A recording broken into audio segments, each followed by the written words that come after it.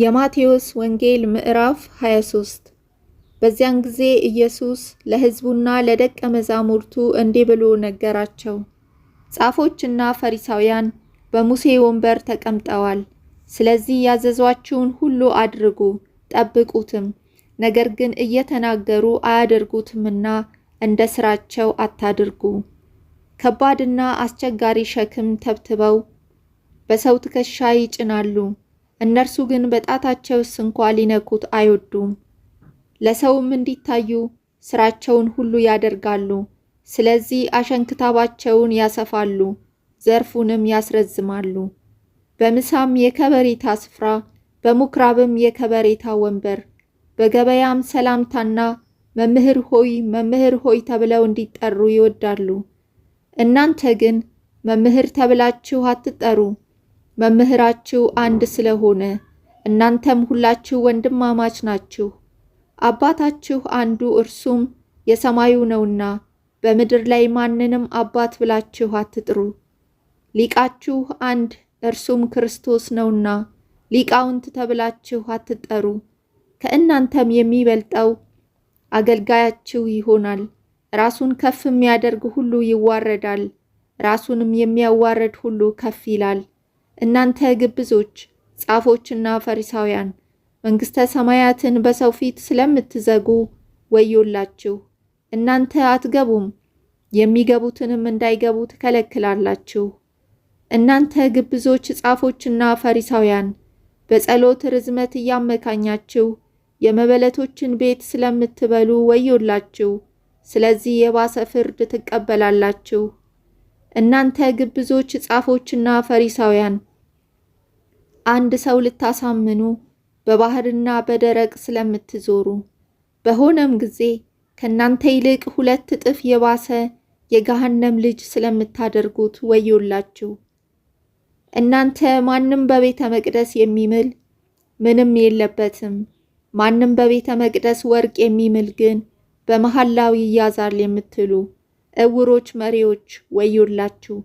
እናንተ ደንቆሮችና ዕውሮች ማናቸው ይበልጣል?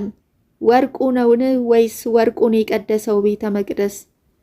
ደግማችሁም ማንም በመሠዊያው የሚምል ምንም የለበትም፣ ማንም በላዩ ባለው መባ የሚምል ግን በመሐላው ይያዛል ትላላችሁ። እናንተ ደንቆሮችና ዕውሮች ማናቸው ይበልጣል? መባው ነውን ወይስ መባውን የሚቀድሰው መሠዊያው? እንግዲህ በመሠዊያው የሚምለው በእርሱና በእርሱ ላይ ባለው ሁሉ ይምላል። በቤተ መቅደስም የሚምለው በእርሱና በእርሱ በሚኖረው ይምላል። በሰማይም የሚምለው በእግዚአብሔር ዙፋንና በእርሱ ላይ በተቀመጠው ይምላል።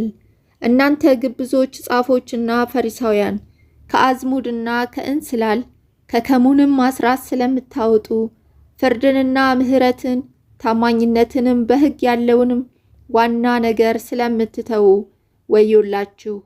ሌላውን ሳትተዉ ይህን ልታደርጉ ይገባችሁ ነበር።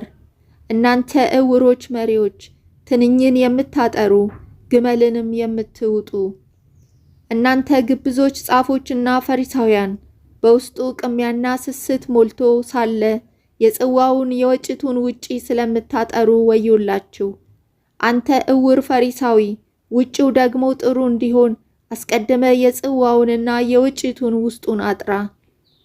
እናንተ ግብዞች ጻፎችና ፈሪሳውያን በውጪ አምረው የሚታዩ በውስጡ ግን የሙታን አጥንት ርኩሰትም ሁሉ የተሞሉ በኖራ የተለሰኑ መቃብሮችን ስለምትመስሉ ወዮላችሁ። እንዲሁ እናንተ ደግሞ በውጭ ለሰው እንደ ጻድቃን ትታያላችሁ፣ በውስጣችሁ ግን ግብዝነትና አመፀኝነት ሞልቶባችኋል። እናንተ ግብዞች ጻፎችና ፈሪሳውያን የነቢያትን መቃብር ስለምትሰሩ የጻድቃንንም መቃብር ስለምታስጌጡና በአባቶቻችን ዘመን ኖረን በሆነስ በነቢያት ደም ባልተባበርናቸውም ነበር ስለምትሉ ወዮላችሁ።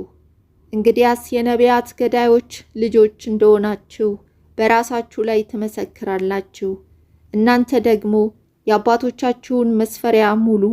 እናንተ እባቦች፣ የእፉኝት ልጆች ከገሃነም ፍርድ እንዴት ታመልጣላችሁ? ስለዚህ እነሆ ነቢያትንና ጥበበኞችን ጻፎችንም ወደ እናንተ እልካለሁ። ከእነርሱም ትገላላችሁ፣ ትሰቅሉማላችሁ፣ ከእነርሱም በምኵራባችሁ ትገርፋላችሁ፣ ከከተማም ወደ ከተማ ታሳድዳላችሁ።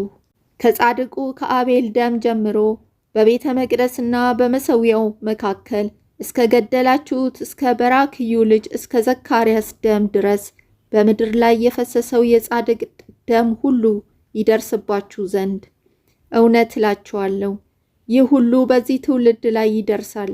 ኢየሩሳሌም ኢየሩሳሌም ሆይ ነቢያትን የምትገድል ወደ እርሷ የተላኩትንም የምትወግር ዶሮ ጫጩቶቿን ከክንፎቿ በታች እንደምትሰበስብ ልጆችሽን እሰበስብ ዘንድ ስንት ጊዜ ወደድኩ፣ አልወደዳችሁምም።